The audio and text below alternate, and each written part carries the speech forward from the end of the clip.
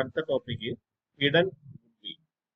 എന്താണ് hidden goodwill എന്ന് വെച്ച് കഴിഞ്ഞാൽ, ഹിഡൻ എന്ന വാക്കിന്റെ അർത്ഥം ഒളിഞ്ഞിരിക്കുന്നതാണ്, ഹൈഡ് ചെയ്തിരിക്കുക എന്നാണ്. അപ്പൊ ഹിഡൻ ഗുഡ്വിൽ എന്ന് ഉദ്ദേശിക്കുന്നതും അത് തന്നെയാണ്. ഇവിടെ ഗുഡ്വില്ലിന്റെ എമൗണ്ട് ഒരിക്കലും നേരിട്ട് തരില്ല. അതായത് തന്നിരിക്കുന്ന ഡീറ്റെയിൽ വായിച്ചു നോക്കിയാൽ അവിടെ ഗുഡ്വില്ലിനെ കുറിച്ച് യാതൊരു ഇൻഫർമേഷനും ഉണ്ടായിരിക്കില്ല. പക്ഷേ അതിനുള്ളിൽ ഒരു ഗുഡ്വിൽ ഒളിഞ്ഞിരിപ്പുണ്ട്. ആ ഗുഡ്വിൽ നിങ്ങൾ കണ്ടെത്തണം. അതാണ് ഹിഡൻ ഗുഡ്വിൽ. അപ്പൊ ഒറ്റ നോട്ടത്തിൽ നമ്മൾ നോക്കിക്കഴിഞ്ഞാൽ അവിടെ ഗുഡ്വിൽ ഉള്ളതായിട്ട് തോന്നത്തില്ല. കാരണം ഗുഡ്വില്ലിനെ കുറിച്ചൊരു ഒന്നും പറയില്ല അവിടെ. പക്ഷെ അതിനകത്ത് ഗുഡ്വിൽ ഉണ്ട്. അത് നമ്മൾ കണ്ടുപിടിക്കും. അതാണ് ഹിഡൻ ഗുഡ്വിൽ. ഇനി എങ്ങനെയാണ് അത് കണ്ടുപിടിക്കുന്നത്? ഈ ഹിഡൻ ഗുഡ്വിൽ കണ്ടുപിടിക്കണമെങ്കിൽ, ഒളിഞ്ഞിരിക്കുന്ന ഗുഡ്വിൽ കണ്ടുപിടിക്കണമെങ്കിൽ നിങ്ങൾ ആദ്യം കണ്ടുപിടിക്കേണ്ട ഒരു സാധനമുണ്ട്. അതിന്റെ പേരാണ് total capital of a firm. ഒരു ഫേമിന്റെ ടോട്ടൽ ക്യാപിറ്റൽ കണ്ടുപിടിക്കണം.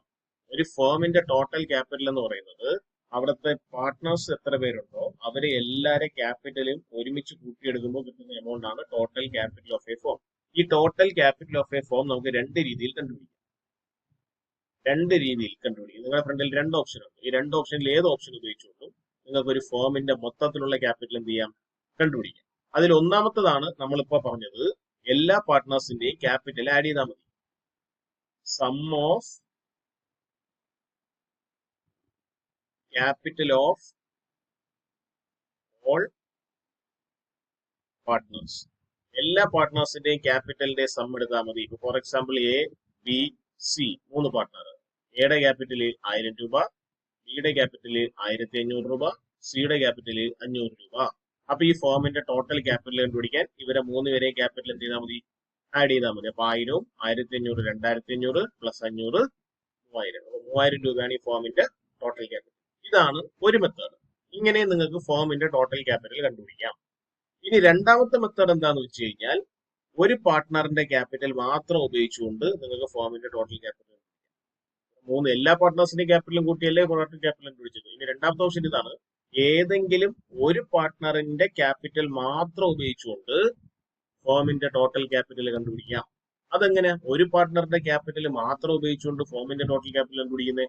ഒരു പാർട്ട്ണറിന്റെ ക്യാപിറ്റൽ മാത്രം ഉപയോഗിച്ചുകൊണ്ട് ഫേമിന്റെ ടോട്ടൽ ക്യാപിറ്റൽ നിങ്ങൾ കണ്ടുപിടിക്കണമെങ്കിൽ ഈ ക്യാപിറ്റലിന്റെ കൂടെ നിങ്ങൾക്ക് ഒരു ഐറ്റം കൂടെ വേണം. ആ പാർട്ട്ണറിന്റെ ഷെയർ എത്രയാന്നുള്ളതും കൂടി. ഫോർ എക്സാമ്പിൾ, എ എന്ന് പറയുന്ന പാർട്ട്ണർ, ഈ പാർട്ട്ണറിന്റെ ക്യാപിറ്റൽ 1000 രൂപ, ഇവന്റെ ഷെയർ 1/2.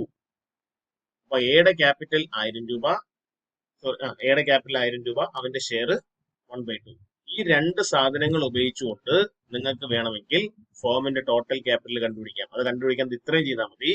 അവന്റെ ക്യാപിറ്റലിനെ ഇൻറ്റു അവന്റെ ഷെയർ കണ്ടോ, ആ ഷെയർ തിരിച്ചിട്ട് മൾട്ടിപ്ലൈ ചെയ്യുക. അതിന്റെ റെസിപ്രോക്കൽ കൊണ്ട് മൾട്ടിപ്ലൈ ചെയ്യുക. 2/1, 1/2ന്റെ റെസിപ്രോക്കല് 2/1. അപ്പൊ എത്ര വരും? 1000 × 2 2000. ഈ ഫേമിന്റെ മൊത്തത്തിലുള്ള ക്യാപിറ്റൽ എത്ര വരും?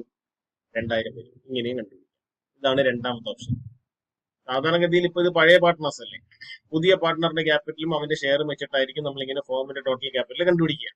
അപ്പൊ എങ്ങനെ എഴുതാം? Capital of A partner into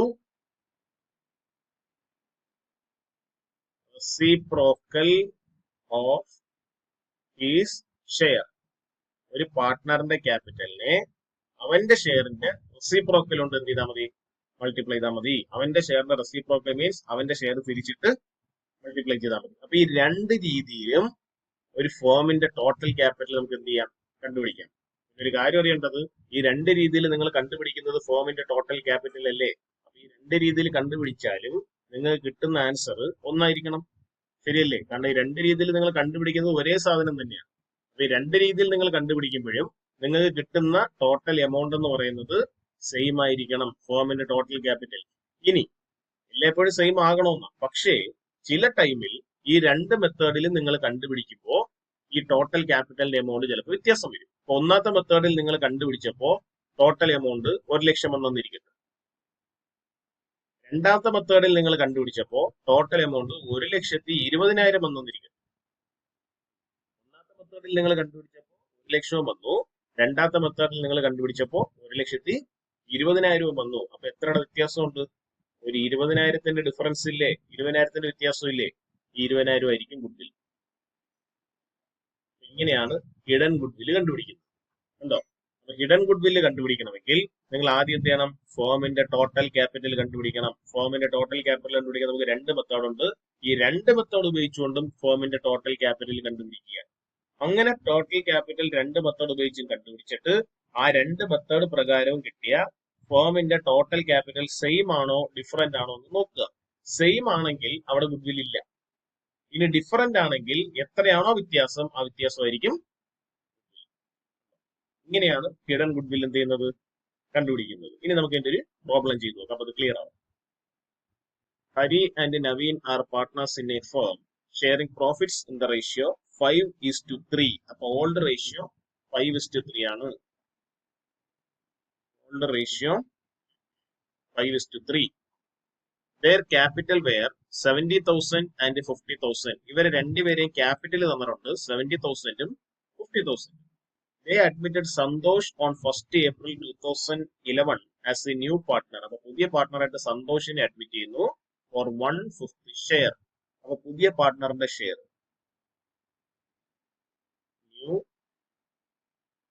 partner share 1/5. പുതിയ പാർട്ട്ണറിന്റെ ഷെയർ 1/5. നോക്കി, ഓൾഡ് റേഷ്യോ തന്നിട്ടുണ്ട്, പുതിയ പാർട്ട്ണറിന്റെ ഷെയർ തന്നിട്ടുണ്ട്. വേറെ ഷെയറിനെ കുറിച്ച് ഒന്നും പറഞ്ഞിട്ടില്ലെങ്കിൽ നമുക്കറിയാം സാക്രിഫൈസിംഗ് റേഷ്യോ നമ്മൾ ഇനി കണ്ടുപിടിക്കാൻ പോകുന്ന സാക്രിഫൈസിംഗ് റേഷ്യോ നമ്മുടെ ഏത് തന്നെയായിരിക്കും?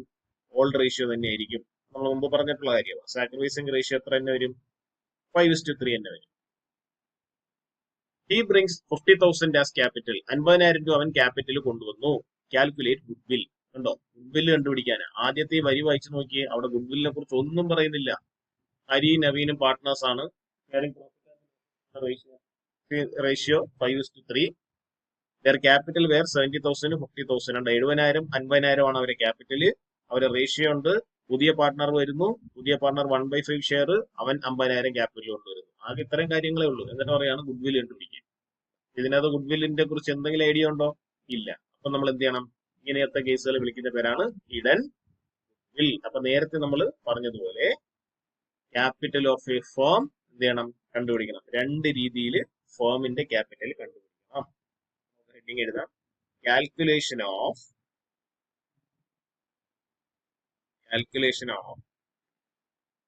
Total capital of a firm. ഒരു ഫേമിന്റെ ടോട്ടൽ ക്യാപിറ്റൽ കണ്ടുപിടിക്കാൻ പോകുന്നു. ഒന്നാമത്തെ മെത്തേഡ് എന്താണ്? 3 പേരെയും ക്യാപിറ്റൽ ആഡ് ചെയ്യണം. ഒന്നാമത്തെ ആളുടെ ക്യാപിറ്റൽ എത്രയാ? 70,000 പ്ലസ് 50,000 പ്ലസ് മൂന്നാമത്തെ ആളുടെ ക്യാപിറ്റൽ എത്രയാ? അതും 50,000. 70,000 50,000 50,000 ചെയ്യുമ്പോ 1,70,000. 1,70,000 കിട്ടി. ഒരു മെത്തേഡ്. ഇനി നമ്മൾ രണ്ടാമത്തെ മെത്തേഡ് വെച്ച് ചെയ്യണം. രണ്ടാമത്തെ മെത്തേഡിൽ എങ്ങനെയാ ചെയ്യുന്നത്? പാർട്ട്ണറിന്റെ ക്യാപിറ്റല് അവന്റെ ഷെയർ തിരിച്ചിട്ട് മൾട്ടിപ്ലൈ ചെയ്യണം. നമുക്ക് എപ്പോഴും എടുക്കുമ്പോൾ പുതിയ പാർട്ട്ണറിന്റെ ക്യാപിറ്റൽ എടുക്കാവും. പുതിയ പാർട്ട്ണറിന്റെ ക്യാപിറ്റൽ എത്രയാ? 50,000. പുതിയ പാർട്ട്ണറിന്റെ ഷെയർ എത്രയാ? 1/5. അതിന് എന്ത് ചെയ്യണം? തിരിച്ചിട്ട് മൾട്ടിപ്ലൈ ചെയ്യണം. 50,000 ഇൻറ്റു 1/5 തിരിച്ചിട്ട് മൾട്ടിപ്ലൈ ചെയ്യുമ്പോൾ എത്ര വരും? 5/1. ശരിയല്ലേ? 50,000 5/1 ചെയ്യുമ്പോൾ 50,000 ഇൻറ്റു 5 2,50,000. ഒന്നാമത്തെ മെത്തേഡിൽ നമ്മൾ കണ്ടുപിടിച്ചപ്പോൾ 1,70,000 കിട്ടി. രണ്ടാമത്തെ മെത്തേഡിൽ കണ്ടുപിടിച്ചപ്പോൾ 2,50,000 കിട്ടി. രണ്ടും നമ്മൾ കണ്ടുപിടിച്ചത് ഫോമിന്റെ ടോട്ടൽ ക്യാപിറ്റലാ. അപ്പൊ ഈ രണ്ട് ക്യാപിറ്റലും തമ്മിൽ എന്തുണ്ട്? വ്യത്യാസമുണ്ട്. ആ വ്യത്യാസത്തിന് വിളിക്കുന്ന പേരല്ലേ goodwill. Therefore, goodwill is equal to 2,50,000 1,70,000 തമ്മിലുള്ള വ്യത്യാസം. 2,50,000 മൈനസ് 1,70,000. 1,70,000 എത്ര വരും? 80,000 വരും. ഈ 80,000 എന്ന് പറയുന്നത് ഫോമിന്റെ മൊത്തത്തിലുള്ള ഗുഡ്വില്ല. ഈ ഫോമിന്റെ മൊത്തത്തിലുള്ള ഗുഡ്വിൽ അല്ല പുതിയ പാർട്ട്ണർ കൊണ്ടുവരേണ്ടത്. പുതിയ പാർട്ട്ണർ കൊണ്ടുവരേണ്ട ഗുഡ്വിൽ എപ്പോഴും അവന്റെ ഷെയർ മാത്രം കൊണ്ടുവന്നാൽ മതി. എങ്കിൽ അതും കൂടെ കണ്ടുപിടിച്ച് വെച്ചേക്കാം. ന്യൂ പാർട്ട്ണർ ആരാ? സന്തോഷ്.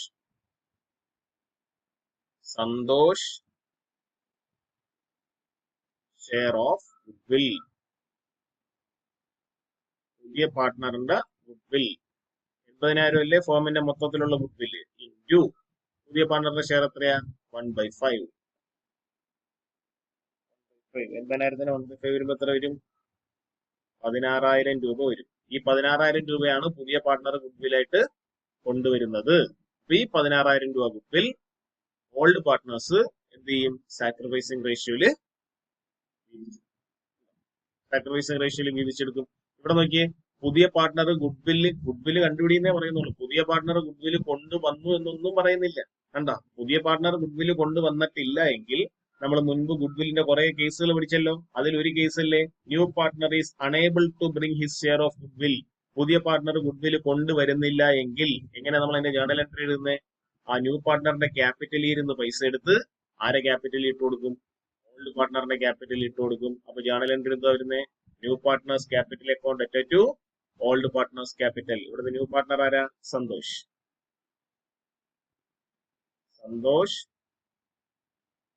എല്ലാം നമ്മൾ മുമ്പ് പഠിച്ചതാണ് ഈ ജേർണൽ എൻട്രികളെല്ലാം.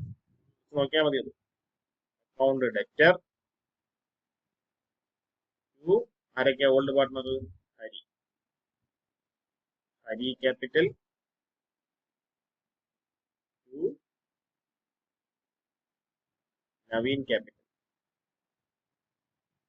ഹരി ക്യാപിറ്റലും നവീൻ ക്യാപിറ്റലും എത്രയാ? 16,000 രൂപയല്ലേ ഗുഡ്വിൽ. അപ്പൊ 16,000 രൂപ അവൻ ഗുഡ്വിൽ കൊണ്ടുവരുന്നതായിട്ട് പറയുന്നില്ല. അപ്പൊ അതിന്റെ അർത്ഥം ന്യൂ പാർട്ട്ണർ ഗുഡ്വിൽ കൊണ്ടുവന്നില്ല. ന്യൂ പാർട്ട്ണർ ഗുഡ്വിൽ കൊണ്ടുവന്നില്ലെങ്കിൽ പഴയ പാർട്ട്നേഴ്സ് ഗുഡ്വിൽ വേണ്ടെന്ന് വെക്കുവോ?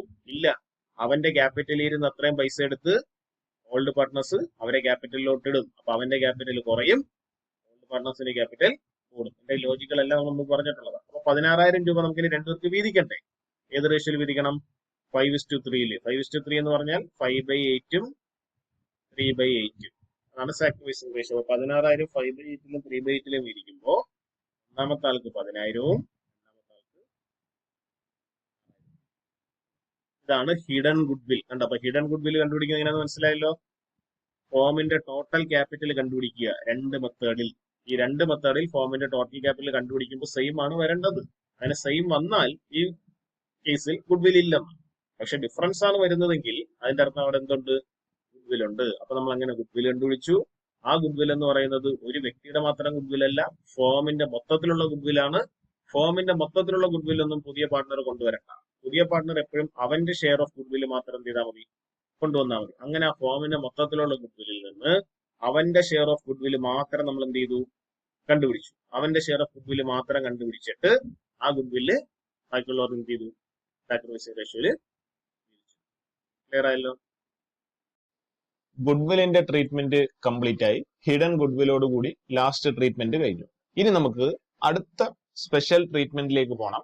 അടുത്ത ട്രീറ്റ്മെന്റ് ഇതാണ്: treatment of accumulated profits, reserves and losses.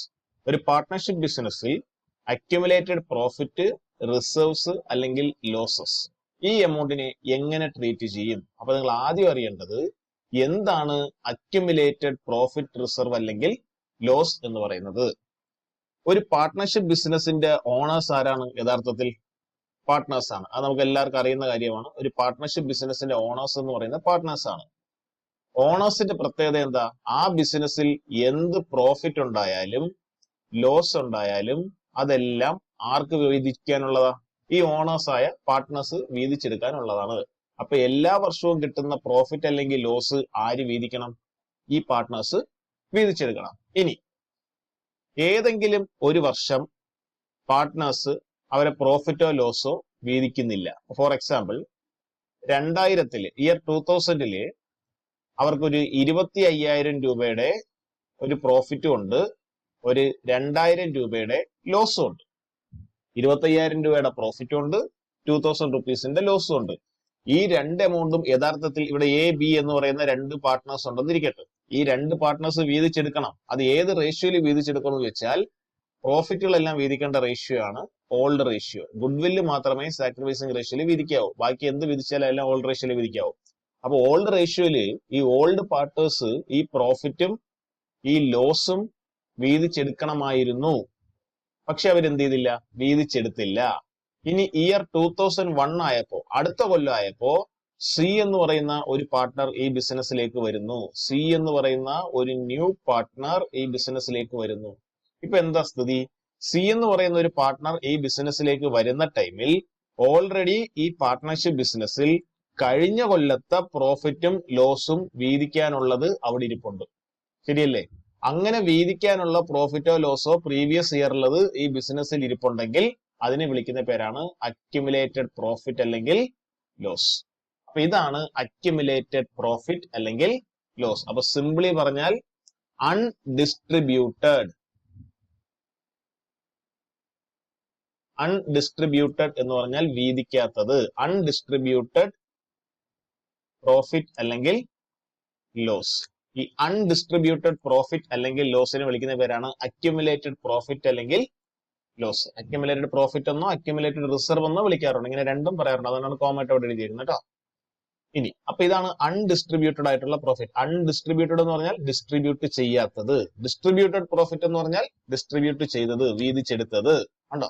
ഇനി ഇത് എന്താ ചെയ്യേണ്ടത് യഥാർത്ഥത്തിൽ? ഇപ്പൊ സി എന്ന് പറയുന്ന ഒരു പാർട്ട്ണർ ഈ ബിസിനസ്സിലേക്ക് കടന്നു വരുന്ന ടൈമിൽ ഓൾറെഡി ഈ ബിസിനസ്സിൽ പണ്ട് തൊട്ടേ ഇരിക്കുന്ന വീതിക്കപ്പെടാത്ത ഒരു പ്രോഫിറ്റോ ലോസോ ഇരിപ്പുണ്ടെങ്കിൽ എന്ത് ചെയ്യണം എന്ന് വെച്ചാൽ അപ്പോൾ തന്നെ കയ്യോടെ ആ എമൗണ്ട് ആര് വീതിച്ചെടുക്കണം? ഓൾഡ് റേഷ്യോയില് ഓൾഡ് പാർട്ട്നേഴ്സ് വീതിച്ചെടുക്കണം. ഓൾഡ് റേഷ്യോയിൽ ഓൾഡ് പാർട്ട്നേഴ്സ് വീതിച്ചെടുക്കണം. ഇനി നിങ്ങൾക്ക് ക്വസ്റ്റ്യനിൽ തന്നിരിക്കുന്നത് ബാലൻസ് ഷീറ്റ് ആയിരിക്കും. ബാലൻസ് ഷീറ്റ് ആയിരിക്കും നിങ്ങൾക്ക്. ഇനി നമ്മൾ വലിയ വലിയ പ്രോബ്ലത്തിന്റെ പാർട്ടിലേക്ക് വരും. ഇതുവരെ നിങ്ങൾ ചെറിയ ചെറിയ പ്രോബ്ലമാണ് ചെയ്തത്. ഇനി അങ്ങോട്ടുള്ള വലിയ വലിയ പ്രോബ്ലങ്ങളെല്ലാം നമ്മൾ ചെയ്യുമ്പോൾ ഈ ക്വസ്റ്റ്യൻ ആയിട്ട് നിങ്ങൾക്ക് തന്നിരിക്കുന്നത് ഒരു ബാലൻസ് ഷീറ്റ് ആയിരിക്കും. ബാലൻസ് ഷീറ്റിന്റെ പ്രത്യേകം നമുക്കറിയാം. അതിന്റെ റൈറ്റ് സൈഡ് ആണ് അസറ്റ് സൈഡ്, അതിന്റെ ലെഫ്റ്റ് സൈഡ് ആണ് ലയബിലിറ്റി സൈഡ്. അസറ്റ് സൈഡും ലയബിലിറ്റി സൈഡും. ഇനി ഈ അക്യുമുലേറ്റഡ് റിസർവ് അല്ലെങ്കിൽ അക്യുമുലേറ്റഡ് പ്രോഫിറ്റ് അല്ലെങ്കിൽ അക്യുമുലേറ്റഡ് ലോസ്, അതായത് വീതിക്കപ്പെടാത്ത പ്രോഫിറ്റ് അല്ലെങ്കിൽ വീതിക്കപ്പെടാത്ത ലോസ്. ഇതിൽ വീതിക്കപ്പെടാത്ത പ്രോഫിറ്റിലേക്ക് നമുക്ക് ആദ്യം വരാം. Undistributed profit. ഈ അൺഡിസ്ട്രിബ്യൂട്ടഡ് പ്രോഫിറ്റ് എന്ന് പറയുന്ന ഈ എമൗണ്ട്, വീതിച്ചിട്ടില്ലാത്ത ഈ പ്രോഫിറ്റ് നിങ്ങളുടെ ബാലൻസ് ഷീറ്റിന്റെ ലയബിലിറ്റി സൈഡിലായിരിക്കും കിടക്കുക.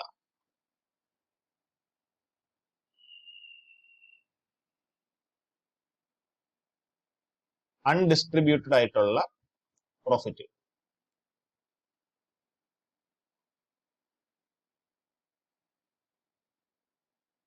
അൺഡിസ്ട്രിബ്യൂട്ടഡ് ആയിട്ടുള്ള പ്രോഫിറ്റ്, വീതിക്കാത്ത പ്രോഫിറ്റ് കിടക്കുന്നത് ഏത് സ്ഥലത്തായിരിക്കും? ബാലൻസ് ഷീറ്റിന്റെ ലയബിലിറ്റി സൈഡിലായിരിക്കും. വീതിച്ചിട്ടില്ലാത്ത ലോസ് കിടക്കുന്നത് ബാലൻസ് ഷീറ്റിന്റെ ഏത് സൈഡിലായിരിക്കും? അസറ്റ് സൈഡിലായിരിക്കും. ഈ പോയിന്റ് ഒരിക്കലും മറക്കരുത്. വെരി വെരി ഇമ്പോർട്ടന്റ് പോയിന്റ് ആണ് നമ്മളിപ്പോ പറഞ്ഞത്. ഈ വീതിച്ചിട്ടില്ലാത്ത അക്യുമുലേറ്റഡ് പ്രോഫിറ്റ് അല്ലെങ്കിൽ അക്യുമുലേറ്റഡ് റിസർവ്, അതായത് അൺഡിസ്ട്രിബ്യൂട്ടഡ് പ്രോഫിറ്റ് അല്ലെങ്കിൽ റിസർവ് കിടക്കുന്നത് നിങ്ങളുടെ ബാലൻസ് ഷീറ്റിന്റെ ഏത് സൈഡിലായിരിക്കും? ലയബിലിറ്റി സൈഡിലായിരിക്കും. അതുപോലെ വീതിച്ചിട്ടില്ലാത്ത ലോസ്, അക്യുമുലേറ്റഡ് ലോസ് അല്ലെങ്കിൽ അൺഡിസ്ട്രിബ്യൂട്ടഡ് ലോസ് കിടക്കുന്നത് ബാലൻസ് ഷീറ്റിന്റെ ഏത് സൈഡിലായിരിക്കും? അസറ്റ് സൈഡിലായിരിക്കും. അതുകൊണ്ട് തന്നെ അസറ്റ് സൈഡിൽ കിടക്കുന്ന എല്ലാ ഐറ്റത്തിനും ഡെബിറ്റ് ബാലൻസാണ്. കാരണം അസറ്റിനും ലോസിനും എല്ലാം ഡെബിറ്റ് ബാലൻസാ. ശരിയല്ലേ? ലയബിലിറ്റിക്കല്ലേ ഏത് ബാലൻസാ? Credit balance. പ്രോഫിറ്റിന് ഏത് ബാലൻസാ? Credit balance. ലയബിലിറ്റി, ഗെയിൻ ഇതെല്ലാം ക്രെഡിറ്റ് ബാലൻസ് ആണ്. അപ്പൊ ലയബിലിറ്റിക്ക് ക്രെഡിറ്റ് ബാലൻസ്, പ്രോഫിറ്റിന് ക്രെഡിറ്റ് ബാലൻസ്, അസറ്റിന് ഡെബിറ്റ് ബാലൻസ്, ലോസിന് ഡെബിറ്റ് ബാലൻസ്. അപ്പൊ ഈ പറഞ്ഞ പോയിന്റ് മറക്കരുത്. അൺഡിസ്ട്രിബ്യൂട്ടഡ് പ്രോഫിറ്റ് എന്ന് പറയുന്ന ഐറ്റം കിടക്കുന്നത് ബാലൻസ് ഷീറ്റ് ഏത് സൈഡിലായിരിക്കും? ലയബിലിറ്റി സൈഡിലായിരിക്കും. അൺഡിസ്ട്രിബ്യൂട്ടഡ് ലോസ് എന്ന് പറയുന്ന ഐറ്റം കിടക്കുന്ന ഏത് സൈഡിലായിരിക്കും? ബാലൻസ് ഷീറ്റിന്റെ അസറ്റ് സൈഡിലായിരിക്കും. ഇനി ഇതൊന്നും അല്ല ഇവിടുത്തെ പ്രശ്നം.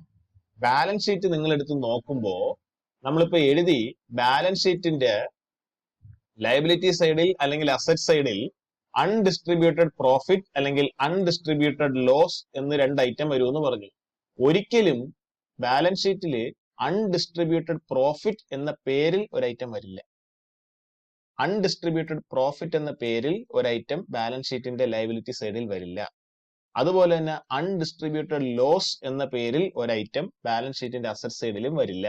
ഈ ഐറ്റം വേറെ പേരിലായിരിക്കും കിടക്കുക. ഡയറക്റ്റ് ആയിട്ട് ഇങ്ങനെ ഒരു പേര് കാണില്ല എന്നാണ് ഞാൻ പറഞ്ഞത്. അൺഡിസ്ട്രിബ്യൂട്ടഡ് പ്രോഫിറ്റ് അല്ലെങ്കിൽ അക്യുമുലേറ്റഡ് പ്രോഫിറ്റ് എന്ന പേരിലായിരിക്കില്ല ഈ ഐറ്റം ലയബിലിറ്റി സൈഡിൽ കിടക്കുക. അതുപോലെ തന്നെ അക്യുമുലേറ്റഡ് ലോസ് അല്ലെങ്കിൽ അൺഡിസ്ട്രിബ്യൂട്ടഡ് ലോസ് എന്ന പേരിലായിരിക്കില്ല ഈ ഐറ്റം എവിടെയും കിടക്കുക? അസറ്റ് സൈഡിലും കിടക്കുക. പിന്നെ ഇത് ഏത് പേരിലായിരിക്കും ബാലൻസ് ഷീറ്റിന്റെ അസറ്റ് സൈഡിലും ലയബിലിറ്റി സൈഡിലും ഉണ്ടാകുക? അതാണ് നമുക്ക് ഇനി അടുത്തത് അറിയേണ്ടത്. ആദ്യം നമുക്ക് അൺഡിസ്ട്രിബ്യൂട്ട് ഈ ലയബിലിറ്റി സൈഡിൽ കിടക്കുന്ന ഐറ്റം ഏതാണെന്ന് നമ്മൾ പറഞ്ഞത് അൺഡിസ്ട്രിബ്യൂട്ടഡ് പ്രോഫിറ്റ്. ഈ അൺഡിസ്ട്രിബ്യൂട്ടഡ് പ്രോഫിറ്റ് ഏതൊക്കെ പേരിലായിരിക്കും ലയബിലിറ്റി സൈഡിൽ കിടക്കുക എന്ന് നമുക്ക് നോക്കാം. ചിലപ്പോ അത് ഇങ്ങനെ ഒരു പേരിലായിരിക്കും കിടക്കുക, P and L account. Liability സൈഡിൽ പി ആൻഡ് എൽ അക്കൗണ്ട് എന്നൊരു ഐറ്റം ചിലപ്പോ ഉണ്ടാകും. പി ആൻഡ് എൽ അക്കൗണ്ട് എന്നോ പ്രോഫിറ്റ് ആൻഡ് ലോസ് അക്കൗണ്ട് എന്നോ ഡീറ്റെയിൽ ആയിട്ടുള്ള പേരായിട്ടോ ഷോർട്ട് ആയിട്ട് പി ആൻഡ് എൽ അക്കൗണ്ട് എന്നുള്ള പേരിൽ പ്രോഫിറ്റ് ആൻഡ് ലോസ് അക്കൗണ്ട് എന്ന് വലുതായിട്ട് തന്നെയായിരിക്കും കിടക്കുക. അപ്പൊ ബാലൻസ് ഷീറ്റിന്റെ ലയബിലിറ്റി സൈഡിൽ ചിലപ്പോ ഇങ്ങനെ ഒരു ഐറ്റം ഉണ്ടാവും, പ്രോഫിറ്റ് ആൻഡ് ലോസ് അക്കൗണ്ട്. പിന്നെ വേറൊരു ഐറ്റം ചിലപ്പോ ഇങ്ങനെ ഉണ്ടാവും, ജനറൽ റിസർവ്. ജനറൽ റിസർവ് ഈ പേരിൽ ചിലപ്പോൾ ഒരു ഐറ്റം ബാലൻസ് ഷീറ്റിന്റെ ലയബിലിറ്റി സൈഡിൽ ഉണ്ടാവും.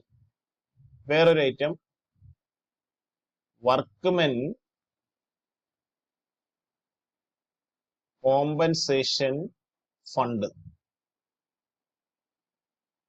ഇങ്ങനെ പേരിൽ ചിലപ്പോൾ ഒരു ഐറ്റം ഉണ്ടാവും.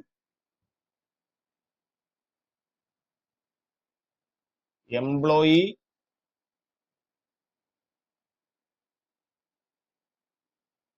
Provident fund. ഇങ്ങനെ ഒരു ഐറ്റം ആയിരിക്കും ചിലപ്പോൾ ഉണ്ടാവുക. ഇൻവെസ്റ്റ്മെന്റ്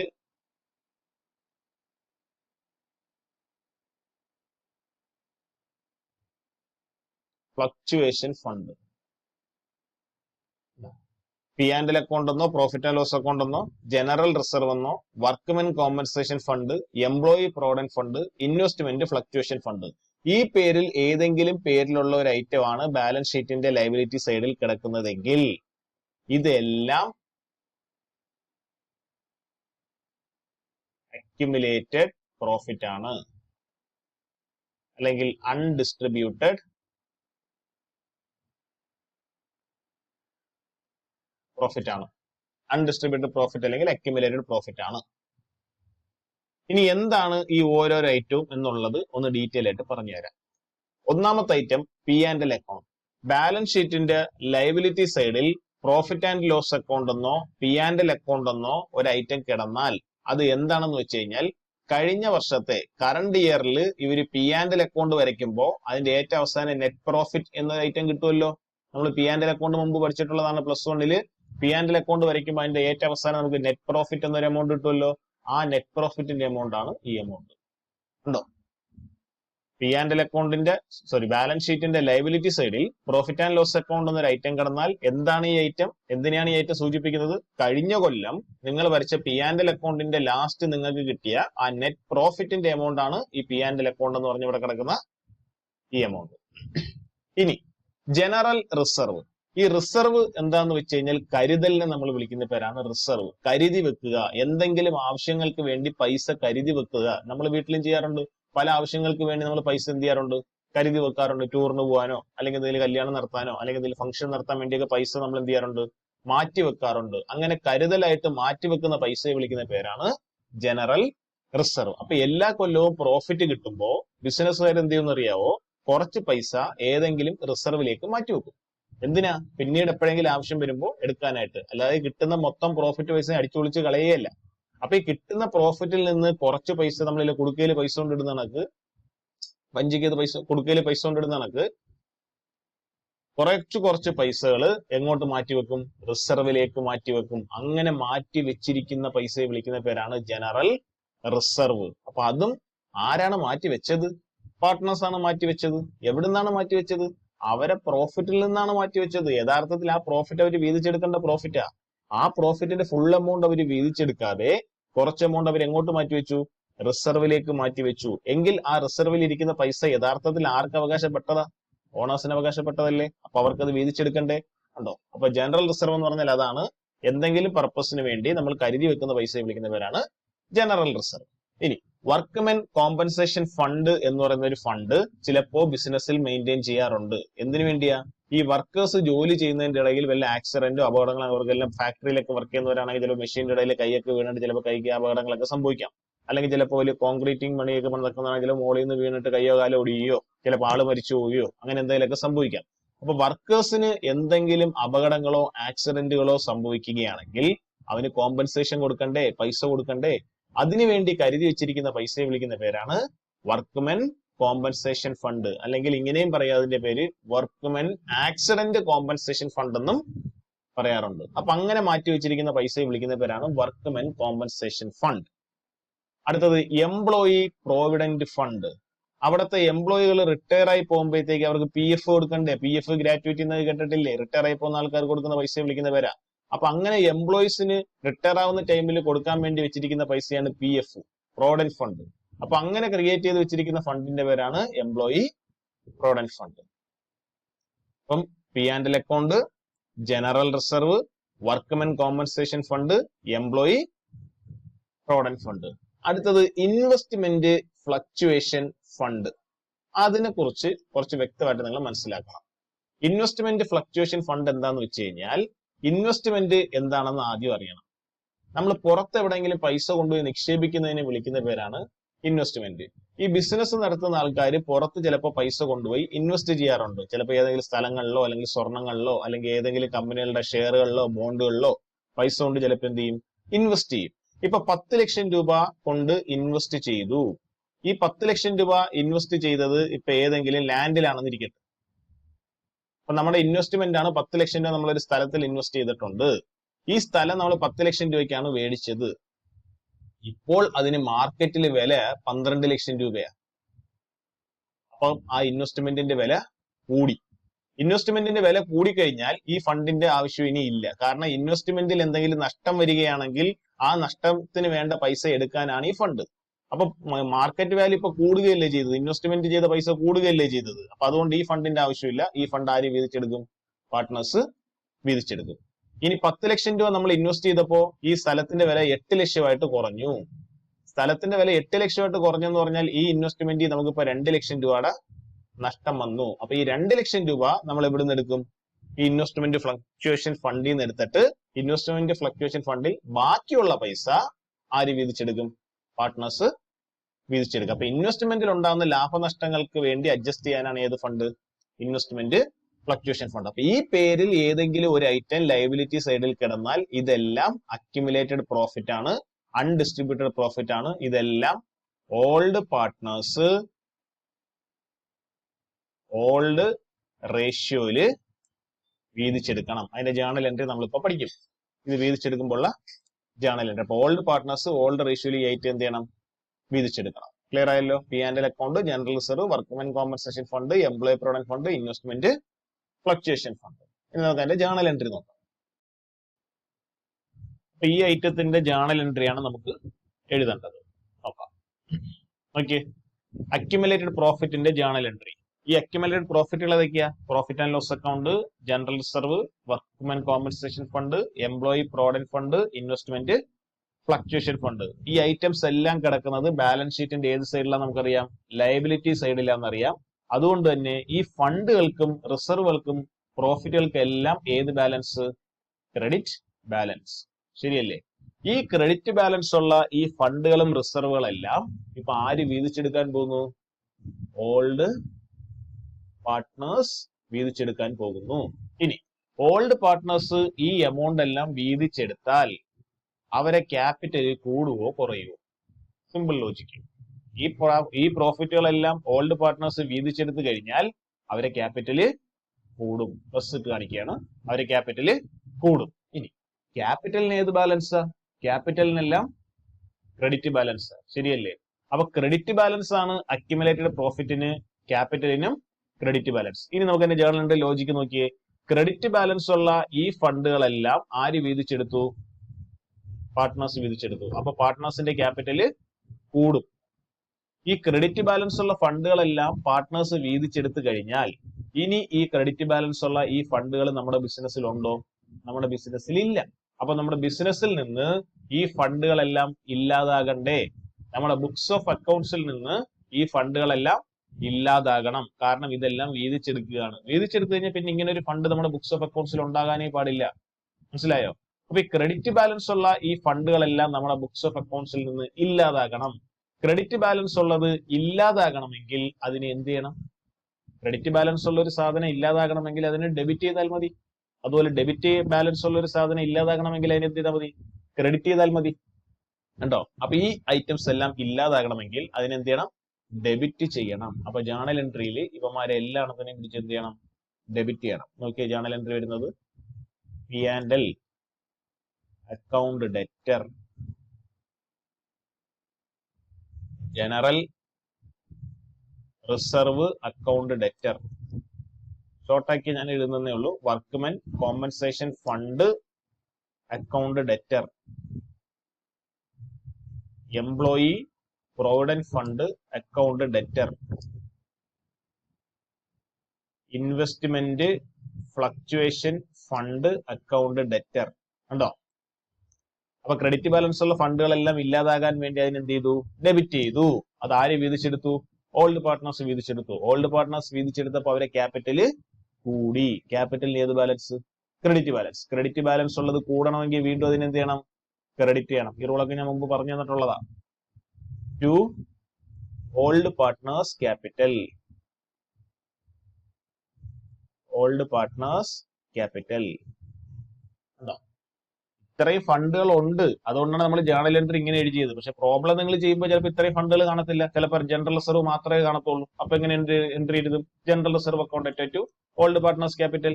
ഇനി P&L അക്കൗണ്ട് മാത്രമേ ഉള്ളൂവെങ്കിലോ P&L account at to old partners capital. ഇനി വർക്ക്മെൻ കോമ്പൻസേഷൻ ഫണ്ടും എംപ്ലോയി പ്രൊവിഡന്റ് ഫണ്ടും മാത്രം ഉണ്ടെങ്കിലോ workmen compensation fund debtor, employee provident fund debtor to old partners capital. കണ്ടോ?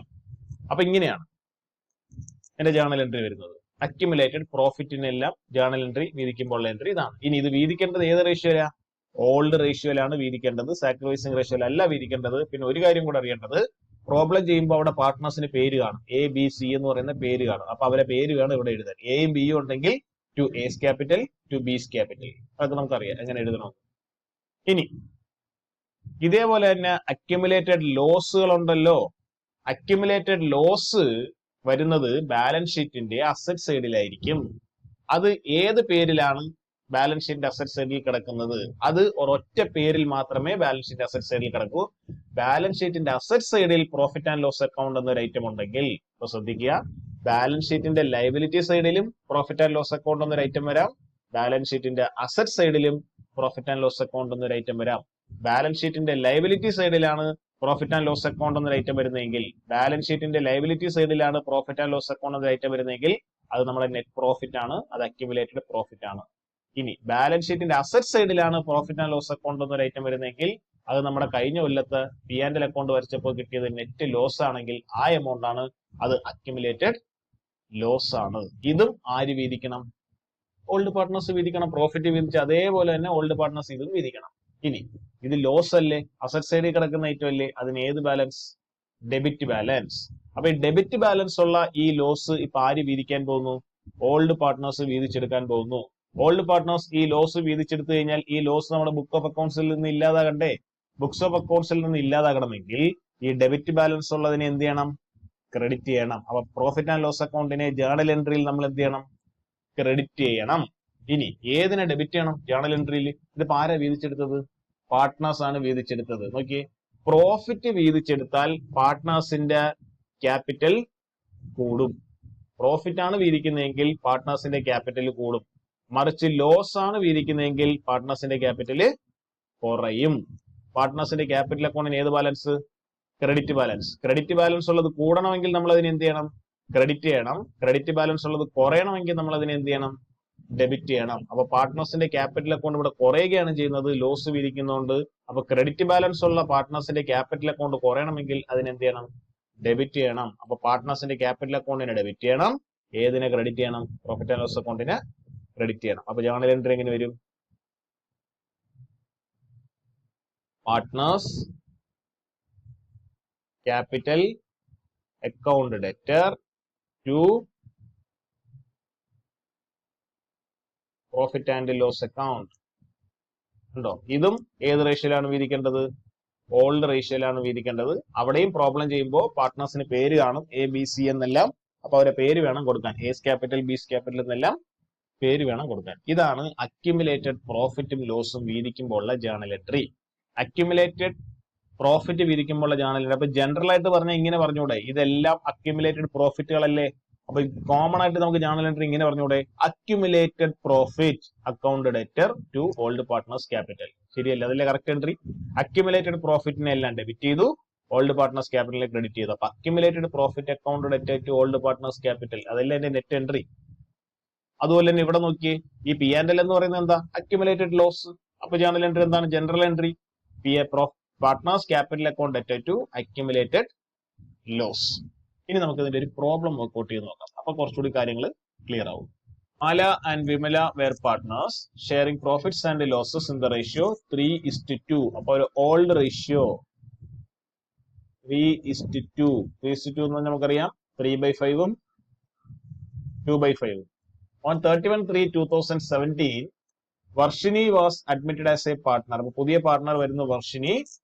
On the date of admission, admissionന്റെ ദിവസം, the books of the firm showed a reserve fund of 50,000. and admissionന്റെ ദിവസം ബിസിനസ്സിൽ reserve fund ആയിട്ട് എത്ര രൂപയുണ്ട്?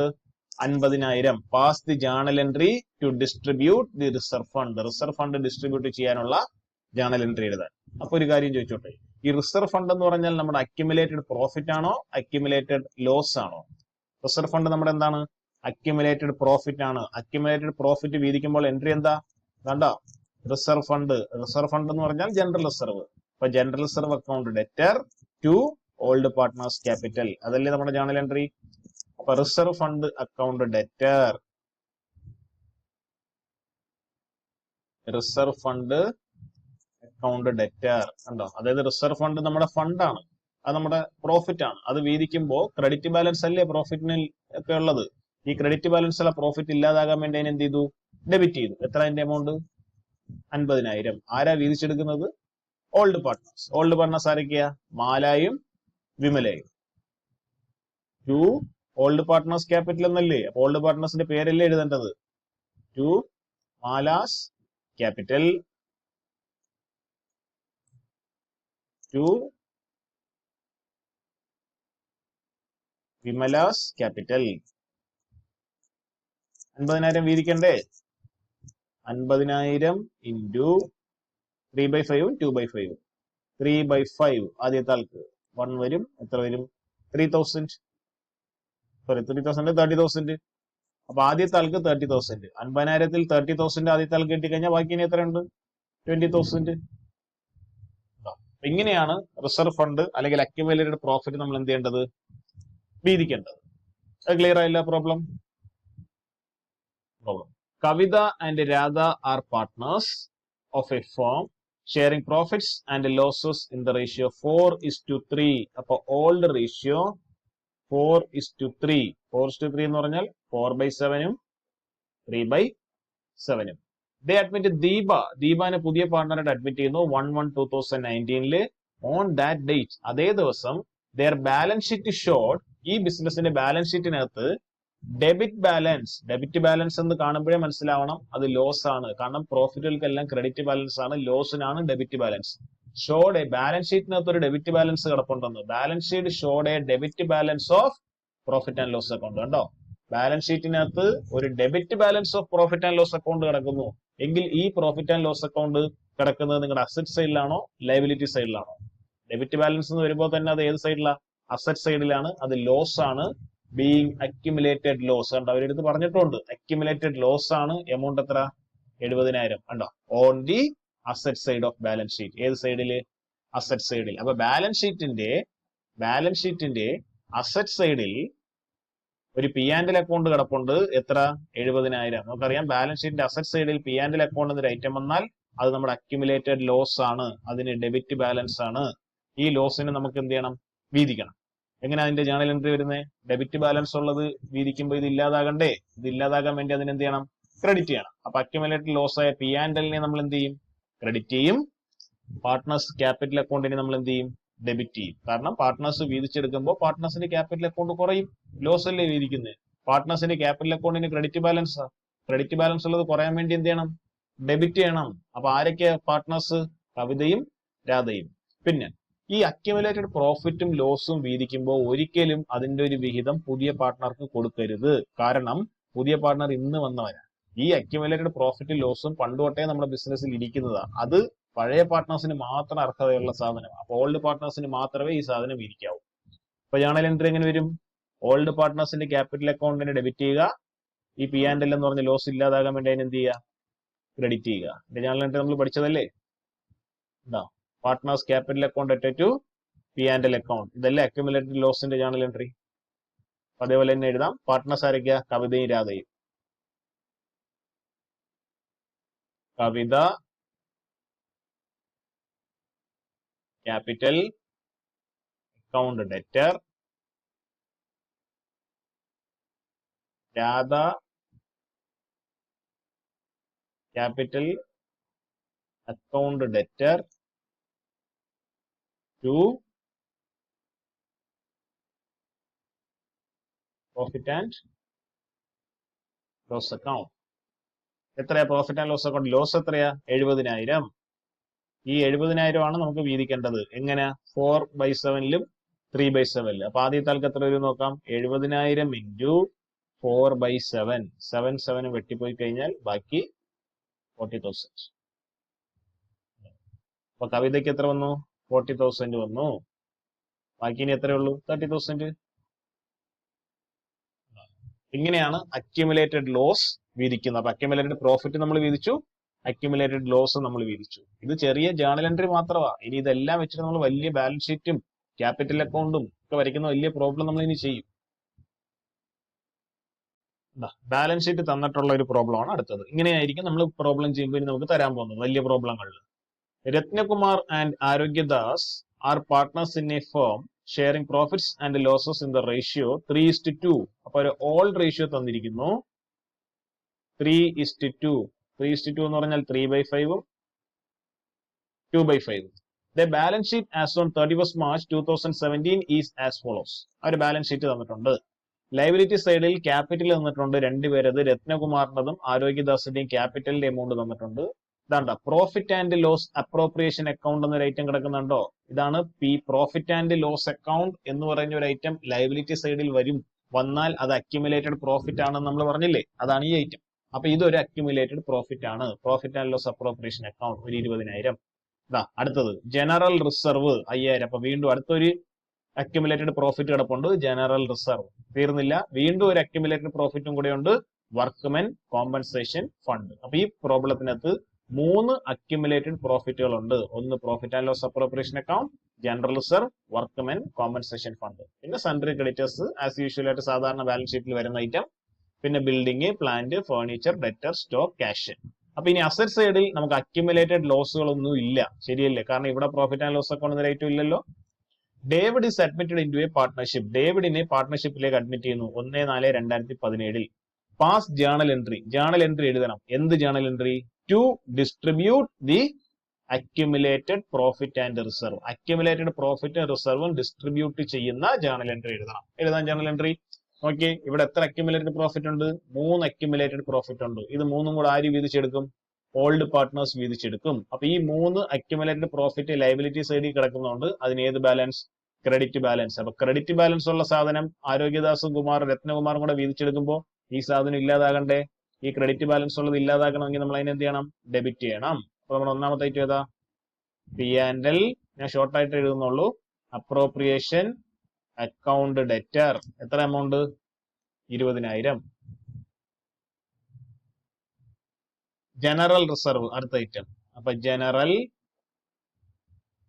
Reserve account debtor 5,000. Workmen compensation fund. Workmen compensation fund ഷോർട്ടായിട്ട് എഴുതിയതാണ്. CF എന്നിട്ടത് കോമ്പൻസേഷൻ ഫണ്ട്.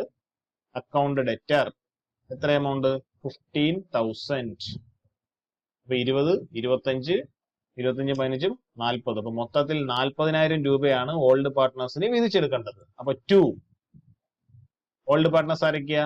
രത്നകുമാർ. അപ്പൊ Ratnakumar capital. Ratnakumar capital 2. Arogyadas capital.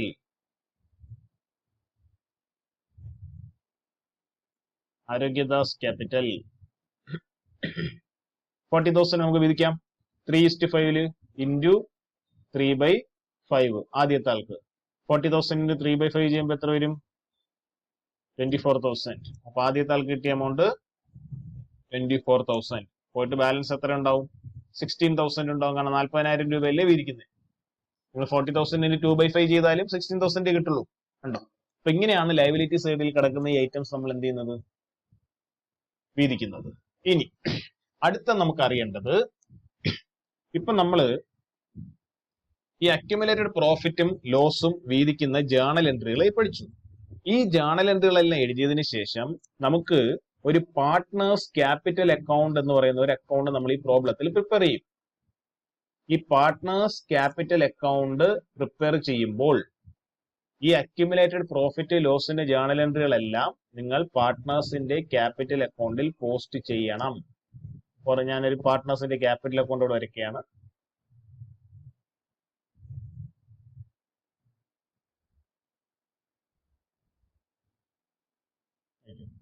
ഇതൊരു partners capital account. A B എന്ന് പറയുന്ന രണ്ട് പാർട്ട്നേഴ്സിന്റെ പാർട്ട്നേഴ്സ് ക്യാപിറ്റൽ അക്കൗണ്ട് ആണെന്ന് ഇരിക്കട്ടെ.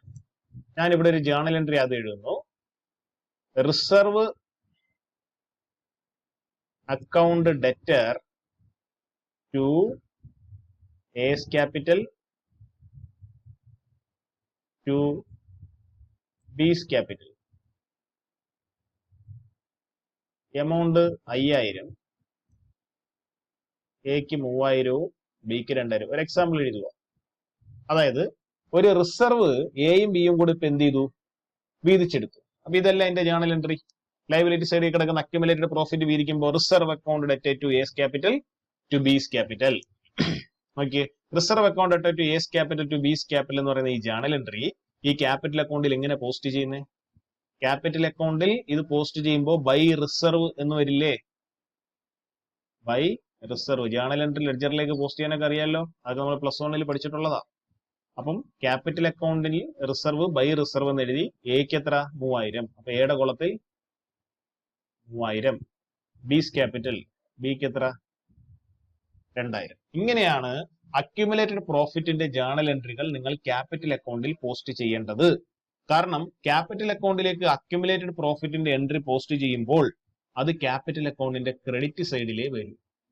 കാരണം ഈ ക്യാപിറ്റൽ അക്കൗണ്ടിന്റെ ക്രെഡിറ്റ് സൈഡിന് ഒരു പ്രത്യേകതയുണ്ട്. ക്യാപിറ്റൽ അക്കൗണ്ടിന്റെ ക്രെഡിറ്റ് സൈഡിൽ നിങ്ങൾ എഴുതുന്ന എല്ലാ ഐറ്റവും പാർട്ട്നേഴ്സിന് കിട്ടുന്ന ഐറ്റമാണ്. പാർട്ട്നേഴ്സിന് കിട്ടുന്ന ഐറ്റം എഴുതുന്ന സൈഡാണ് പാർട്ട്നേഴ്സ് ക്യാപിറ്റൽ അക്കൗണ്ടിന്റെ ക്രെഡിറ്റ് സൈഡിൽ.